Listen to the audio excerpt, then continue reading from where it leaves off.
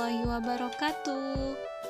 Wilujeng enjing sadayana, kumaha daramang barudak? Walerna alhamdulillah damang. Kumaha damang hartosna gimana kabarnya? Alhamdulillah damang artinya alhamdulillah baik. Sakali deinya kumaha daramang barudak? Walerna alhamdulillah damang. Dina dinten ieu Bu Ifa bade ngajarkeun kumaha carana nepangkeun diri. Naon ari nepangkeun diri teh? Nepangkeun diri teh nyaeta nepangkeun diri hidup nyalira. Hartosna memperkenalkan diri sendiri. Misalna, ibu bade nepangkeun diri ibu. Aya opat anu kudu ku hidup ditepangkeun.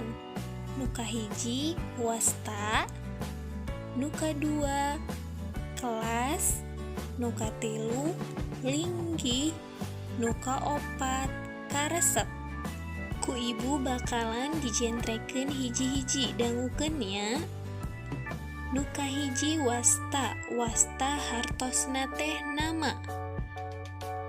Wasta nama. Abdi saya, wasta abdi nama saya. Sebutkeun nami hidup saha, misalna ibu, wasta abdi ibu Iva. Ngartos?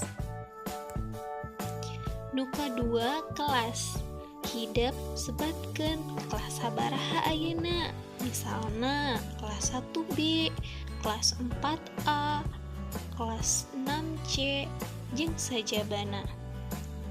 Nu katilu linggih, linggih hartosna tempat tinggal.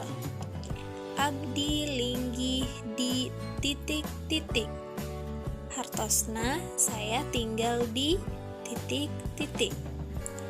Nah, misalna abdi linggih di Bojong Cilaja. Hidup sebatkeun linggih di mana, bumina di mana. Hidup tiasa nyebatkeun nami desa sapertos tadi ibu, desa Bojong Cilaja.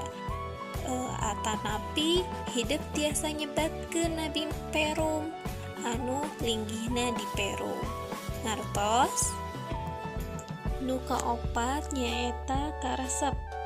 Karesep hartosna hobi. Pada jalmi pasti gaduh karesep anu benten-benten. Misalna karesepna aya nu maca buku, teras nulis, sasapedahan, lalayangan, main bal, jeung sajabana. Nah, kehidup sebatkeun nya naon wae karesep atawa hobi hidup sasaeurna bebas. Ngartosnya? Tah eta opat hal anu kudu ku hidup ditepangkeun. Tadi aya naon wae?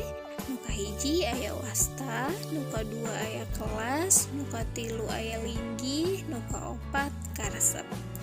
Nah, ayeuna ibu bade nyontoan kumaha carana nepangkeun diri. Peratoskeun ya. Assalamualaikum warahmatullahi wabarakatuh. Tepangkeun wasta ibu Iva Nur Afifah, kelas 1B, linggih di Desa Bojong, karesep, maca, nulis, jeung sajabana. Hatur nuhun. Wassalamualaikum warahmatullahi wabarakatuh. Kangge tugas mingguan ayeuna pek hidup tepangkeun diri hidup masing-masing. Jiga anu ku ibu dicontohan, teras videokeun kirim ka ibu diantosnya. Sakitu wae pendak deui di sanes waktos. Wassalamualaikum warahmatullahi wabarakatuh.